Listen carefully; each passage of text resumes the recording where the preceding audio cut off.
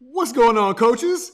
Happy Tuesday. Hope you're having an amazing, amazing week. I am here wearing a pink shirt because I am so secure in my masculinity that pink allows me to showcase my full self-expression. I didn't think about any of that when I put on this shirt. As a matter of fact, when I ordered this shirt online, it said it was tan. This is not effing tan. This is pink. But you know what? I'll take it and I'm cool with it. Anyways, let me jump over here on my phone and make sure that this is showing up so I can see all of you when you are here, whether you are live or on the replay. And as a matter of fact, if you're here live, send me some love. Let me know you're here. If you're here on the replay, let me know you're on the replay as well. And today I am super excited to dive into another one of these behind the scenes, lives, which I've done before now. And you guys really seem to like it. And so I'm continuing with it. And this is where I am taking little behind the scenes clips of the coaching that I do with people in our CPBI program, our competition proof business immersion program, and sharing those confidentially. Of course, we block out the person's face and their name, but to give you a real life coaching demonstration of what happens in the program. But more than that, it's just there are some things that I can share conceptually with all of you that just won't land the same as you seeing me actually talking somebody through it. Now, of course, we don't get the benefit here of getting to hear their side of the conversation because of the confidentiality. If you're in the program, you get access to the recording so you can see the full coaching, and these are obviously very small little blips. But I'm really excited to share it with you. So welcome to everybody who's here live and to everybody who's here on the replay. Hello, and I don't know if I'm saying your name right. Is it Smadar? Smadar, if so great to see you. Welcome. I feel like you're new to our community, so welcome to the community. And today, as the title stated here, we're talking about something that I know that I have done plenty of times in my life, whether it's in coaching or outside of coaching, is thinking that I know what's best for somebody else. Now, it's a normal thing as a human. Sometimes when we have certain insights or certain experience, we think we know what's best for other people. Now, what I know to be true is that most of the time, I'm not even sure what's best for me. So how the hell can I know it's best for other people? But I'm sure this has happened to all of you. Like I said, it's happened to me a lot. And I'd love for you to put a 1 in the comments already if this resonates with you. Have you ever been talking to a client who says they want to do something or they want to take a particular course of action or they're talking about possibly doing something out in the world or doing something in their relationship, their job, their health, and you've been there before? You've experienced that thing, or you see a pattern they're running and you just want to say to them, no, please don't do that. That's the worst idea in the world for you. Here's what you should be doing instead. And you feel this. So give me a 1 if you've ever felt that way. It doesn't mean you've said it to a client, but have you ever had a client or a prospect you've been talking to who says they want to do X, Y, or Z, and in your head you're like, oh my God, I know this is wrong for them, or they're approaching this wrong, or there's so much more effective of a way to approach this than the way they're approaching it now. But you either did or didn't say that. If you've just felt that at some point, give me a 1 in the comments. If I were commenting, I would definitely give a 1 as well. And so what this live is all about is how can you guide your clients effectively, even when you don't necessarily agree with the decisions that they're talking about making? Because as coaches, we know this, right? The quintessential organic coach is the one who all the answers are inside the client and all you're there to do is extract that. Now, I personally don't coach in that way, and I think there are different ways you can coach. On the far side, there's the organic coach who only asks questions. On the other far side, there's the consultant that tells you what to do and how to do it. And in the middle, there's kind of a hybrid approach. And this is the approach that I take. And it's based on my own experience, but it's something where I will ask questions. But if there's some kind of insight that I can share based on my experience and expertise, then with permission, I will share that if I think it will be of service to the client. Sometimes it'll be just a story from my own life that I'll share just for insight and for understanding at a deeper level than conceptual. So Jesse's here. Jesse is here live and says, yes, amazing. So happy that resonated, and welcome to the live. So let's talk about this. So what I'm going to be showing you today is a clip from one of our live coaching calls from our CPBI program that, of course, you get full access to being a part of the program. But this is a very, very small little clip of somebody I was coaching who had a client that they were coaching who was trying to decide whether or not they wanted to leave and start their own business or take a promotion as a VP in this company. Now, the reason this came up is because my client, the one I'm coaching on this video you're about to see here, they were positive that this person should not take this VP job. They see how stressed out they are in their job currently. They see how stressed out they've been throughout the whole coaching. And the notion was always that this person had wanted to leave their job and start a new business. And that's one of the reasons they hired my client here that you're going to see me coaching. And so all of a sudden it came out that this person had an opportunity to get a VP role in the company they're already in. And the person I'm coaching here is like, no, this is terrible for her. She hates her job. She's so stressed out. How do I tell her, no, don't take the promotion. Go start your own company. That's what's going to make you happy. And that's what she brought to the session. And so that's what we're going to go through here. So I'm going to show you this video. And if it's your first time here, the format of these videos, of these lives is I set a little context as I've just done. I'm going to play this little clip, which is a small excerpt, 4 or 5 minute excerpt from probably what was a 15 to 20 minute long coaching conversation. And then I'll chime in and just deepen any concepts I need to deepen and answer any questions you may have about what I shared as it relates to you or people that you coach to make this concept really clear for you. So let's dive in. Cinya's here live. Cinya, so great to see you, my dear. So much love to you. And here is the video of me coaching my client on how to stay unattached to your client's decisions while also still being able to guide them powerfully. So here is the video now, and we'll talk about it on the other side. So, I mean, the crux of this is that there's some part of you that believes you know what's best for her. Yeah. And you can't possibly know what's best for her. You can have an idea of what's best for her. Your parents have an idea of what's best for you. Don't bungee jump because you'll go blind. That's their idea of what's best for you. That's not necessarily what's actually best for you. It could be, but it doesn't necessarily mean that it is. So the way to go into a conversation where you're not attached to that is to say, you know what, there is just as much possibility that her having this VP job, even if it's terrible, is a part of her spiritual journey to figure out what she really wants. And there's no way intellectually that she'd be able to figure that out. She can only figure it out experientially. And there's also a possibility that starting her own business could be the greatest thing ever for her. I'm going to hold paradox and say that either of those two things or millions of other potential things could be what's best for her, but I have no clue which it is. That's for her to decide. And notice where there's projections coming in. I know I've done this before. Like I'll be talking to somebody who's a client and I've been through, I'm going to say this with quotes for a reason. I've been through exactly what they've been through. Nobody's ever been through exactly what anybody else has been through because we all have our own bias and interpretations and experience and history and everything else. But seemingly what looks like exactly what they've been through. And I knew my experience of it. And so I was trying to do something to protect them from experiencing the thing that I experienced. And that's trying to protect somebody is not of service when we're coaching them. It doesn't mean that if there is a place in the conversation to invite them to consider certain possibilities of things that may not go according to plan and how they would deal with those things, that's great. But it's different than me projecting and trying to be like, oh man, I know if you stay in this job, you're going to get the VP, you're going to feel good for like a month. It's going to be a bump in salary. You're going to feel good about yourself. And then 2 months from now, we're going to be in the same conversation we've been in before. And you're going to be super stressed again. Like I can think I know that to be true.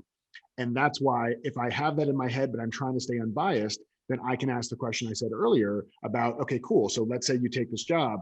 Do you see a possibility of feeling like you felt before? Cool. You do? Awesome. What can we do to alleviate or to mitigate that, right? So I'm not projecting, but I am still at least bringing up something into their awareness that they can't just do the same thing and expect a different result. So the way I typically approach stuff like this, like if somebody says they want something and then they change their mind and say, no, screw that, I want something else, like forget this thing, I want to go start my own business. And now all of a sudden they want the original thing again. I'm open to that being okay. I'm open to that being what they want. And so I may start the conversation with, cool, this sounds like it's a great opportunity. And I know that you had wanted this initially, and then you kind of shifted and were thinking to do this other thing instead. And now this feels exciting to you again. I'd love to know what feels exciting about this for you. And really just like live into I have no connection. I have no attachment to her doing anything. She can be a VP. She can start her own business. She can go work at Starbucks. I don't care as long as it's what she wants. Right. So I'm fine with exploring that. Like, cool, let's explore that. I'd love to know what's changed for you now that you really are considering doing this thing. What is it about it that you think would be really great for you? And let her talk about that and see, and you'll be able to hear if it sounds like a full body hell yes kind of thing versus a should kind of thing, right? Like I should be doing this because it would look good on my resume and it would make my parents happy or whatever it is. So you can listen for that stuff and inquire, based on what you hear there. And if it really does come down to that, it feels like it's a great opportunity for her and she really wants to go after that, to go in that direction, then yeah, just talking about what does she think she would need to do so that best case scenario, she gets the position, and asking her, do you have any concern that at some point in that new position, you would feel how you've felt previously in the position you're in now. And if she says no, then you get to say, cool. So what do you think would be different in the way you relate to the job that wouldn't have you feel that way? Or if she says, yes, I could totally see that, then the conversation is cool. So who would you need to become and what do we need to put in place so that you don't get to that place again? So I'm totally open to exploring all that. Now, in the midst of exploring all that and her getting into this place of realizing, she may realize like, oh, wait, yeah, if I take this position, it's still going to be more of the same thing. I'm just excited because it's new and novel and it fulfills this egotistical goal that I had of getting to VP. She'll come to that conclusion on her own. Right? She'll come to that conclusion on her own as long as you're exploring it. But you have to explore it as much as possible from a motiveless place, that you're not trying to get her somewhere. Okay, so I hope that was helpful for you. Give me a 2 in the comments if anything in there resonated for you. This is really powerful coaching to be aware of. Because again, our biases can come in. And if you notice, there was one key component for all of this. And it's me being open to whatever is going to make her happy. Right? I am a stand for whether you want the VP job or you want to start your own business or you want to work at Starbucks, as I mentioned in the video. I'm open to all those possibilities because I am fully committed to whatever it is that you are fully committed to. Right? So I don't have any desire to have you start a company or to have you get a VP position or to have you go work at Starbucks. I want you to have what you actually want. And so if somebody says, I want this thing, and I have a sense intuitively or because of what they've experienced in the past that this thing is not actually going to make them happy, then I can explore that in the way that I did without pointing to, are you sure that's going to make you happy? Or, but you hated your job the last 6 months. Why would you want to take this position? You can say those things, they're truthful, but a lot of times that will be met with resistance because now somebody's being told they're wrong for wanting what it is they say they want. So instead, I want to be in a place of yes and, right? This is like playing improv with the universe. I want to be in a place of yes and. So I say, VP job, yeah, that's great. And I'm curious, based on your stress in the past, do you see that stress becoming a thing again in the future? So I'm totally open to her having the thing. I want her to be the best she can possibly be at it. So when I ask the question, do you see any chance that the stress from the past could come into this new job in the future? I'm asking it through the lens of how do we make you the most effective at this thing you say you want? Now, in the midst of us talking about the thing that she says she wants, and I'm asking these completely unbiased, unmotivated questions, like I don't have a motive to get her to a certain place, then she may come to the conclusion herself, well, actually, it's the same company, it's the same whatever. And in fact, I may fight for it. And I say, cool, well, let's say you had to stay at this company for 6 more months. What is it that you would think you would need to learn so that you could excel even more in your next company, or you could excel even more when you start your own business? So the moral of the story here is I don't need to be attached to what it is my client says they want. I don't need to be attached to my client changing their mind between what they say they want now and what they say they want later. I just want to be a stand for whatever is going to truly make you happy. I am committed to helping you getting that. And so I'm going to ask questions to make sure that we're not missing any blind spots that are going to stop you from being happy and from being effective. That's all I'm trying to do with those questions. So go back and watch this video and listen to some of the things that I took. Take some of the things I actually said as your own, put those down as language for yourself to practice with clients, because I never want to be in this place where I say, well, hey, you said you wanted so-and-so. Why don't you want that anymore? I'm okay with them not wanting it anymore. So I want to go, as opposed to negating what they said they wanted before, I want to dig and celebrate and get more clear on why they want this new thing. Because if I go into negating what it was they said they wanted before, or negating why they said they don't want the thing they say they want now, then I'm in a power struggle. I'm gonna activate resistance inside of them. But if instead I pull back and I say, cool, you want the new thing, tell me all about the new, screw the old thing, tell me all about the new thing. And in then telling me about the new thing, either we'll get really clear that this is actually what they wanted all along and they didn't want this other thing that they said they wanted to begin with. That could happen. Or we get to a place where they realize their motivation for this thing, this new thing, is actually not the best motivation for them. Their motivation for this thing is because they're scared of this thing. Their motivation for this thing is because it gives them a bigger ego boost than this thing. Their motivation for this thing is because they have a more of a familiarity or frame of reference than they do with this thing. So by us talking about the new thing and getting excited about it and seeing how we can make you the most effective and what roadblocks may get in the way, we're going to come to clarity on what they actually want and whether it is that thing and we should then work purposefully towards that, or whether we need to slow down and reassess if it's actually this thing or if it's something else entirely that's a brand new, yet to be created future that we haven't even co-created yet, which can happen in the course of the coaching. So let me know how this is resonating with you. Let me know if you have any questions about this. I'll come back on the replay and check in as well. And if you want access to be able to be coached like this by me, please look at joining our community in the CPBI VIP self-study program, where you get access to be coached by me like this every single month. And we can have great coaching sessions together. And of course, you get recordings of all the ones that have already been done as well. If you want any access to that or any information on that, just hit me with a DM or type, give me the deets in the comments, and I'll come back and I'll DM you with some information. And the next 5 people who sign up this coming month, and I have to give you a special code for it, so message me first before you sign up. But the next 5 people who sign up this coming month or between now and the end of August with this special code are actually also going to get a private one-on-one session with me. And so if you want to be able to do that, now is the time to reach out. If you've been thinking about it, now's the time to do it. If you want to become a better coach, more powerful as a coach, and learn how to actually build your business as well, this is the program to do it.